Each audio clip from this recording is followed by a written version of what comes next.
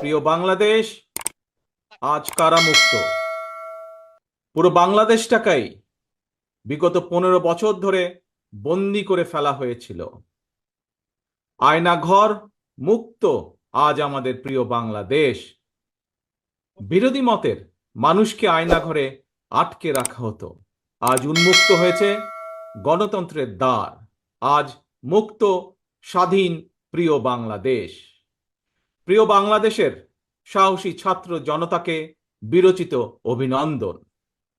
প্রিয় দেশবাসী, আপনাদের ঐক্যবদ্ধ আন্দোলনে গণহত্যাকারী হাসিনা দেশ ছেড়ে পালিয়েছে। প্রমাণ হয়েছে আবারও মুক্তিযুদ্ধের বাংলাদেশ কখনো পরাজয় মানে না, মানতে পারে না এবং মানবে না। বাংলাদেশের পক্ষের শক্তি ঐক্যবদ্ধ থাকলে কোনো অপশক্তি বাংলাদেশকে দমিয়ে রাখতে পারবে না ইনশাআল্লাহ।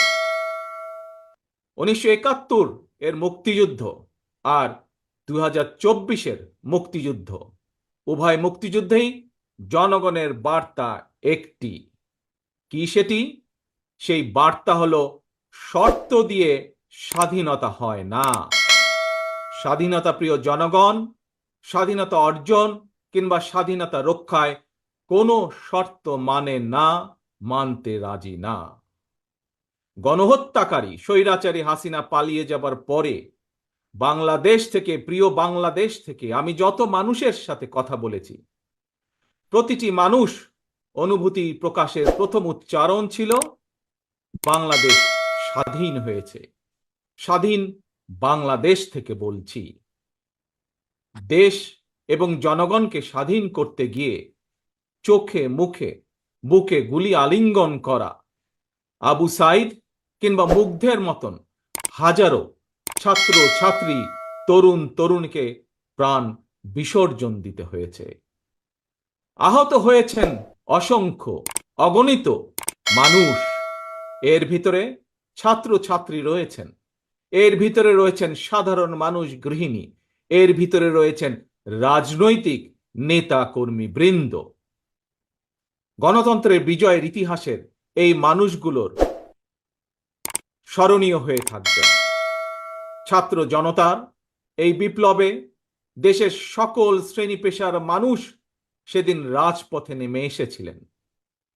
গণতন্ত্রের পক্ষের রাজনৈতিক দলের নেতাকর্মীদের পাশাপাশি একজন মা যেমন তার সন্তানকে কোলে নিয়ে সেদিন রাজপথে সামিল হয়েছিলেন, একইভাবে শিক্ষক, সাংবাদিক, বুদ্ধিজীবী, সাংস্কৃতিক কর্মী, শ্রমিক সহ সকল শ্রেণী পেশার মানুষ সেদিন রাজপথে নেমে এসেছিলেন। 52, 71 কিংবা 90-এর মতন দেশের ছাত্র সমাজ বিজয়ের নতুন আরেকটি অমর ইতিহাস রচনা করেছেন। ছাত্র জনতার ঐক্যবদ্ধ বিপ্লবের মধ্যে দিয়ে 2024 সালের 5ই আগস্ট বাংলাদেশ দেখেছে আরেকটি বিজয়। আমি বিএনপি সহ গণতান্ত্রিক আমি প্রতিটি রাজনৈতিক দলের পক্ষ থেকে দলমত নির্বিশেষে অভিনন্দন জানাই বাংলাদেশের বীর জনতাকে।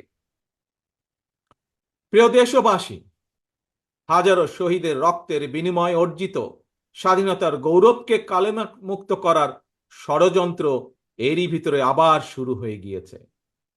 দেশকে গণতন্ত্রের উত্তরণের চলমান প্রক্রিয়াকে বাধাগ্রস্ত করতে সারা দেশে অস্থিতিশীল পরিবেশ সৃষ্টির ষড়যন্ত্র স্পষ্ট হয়ে উঠছে। প্রশাসনের প্রতি আহ্বান, শক্ত হাতে আইন শৃঙ্খলা নিয়ন্ত্রণ করুন, প্রতিটি মানুষের নিরাপত্তা নিশ্চিত করুন। ধর্ম, বর্ণ পরিচয়ের কারণে কেউ যেন নিরাপত্তাহীনতায় না থাকে, সবার আগে সেটি নিশ্চিত করতে।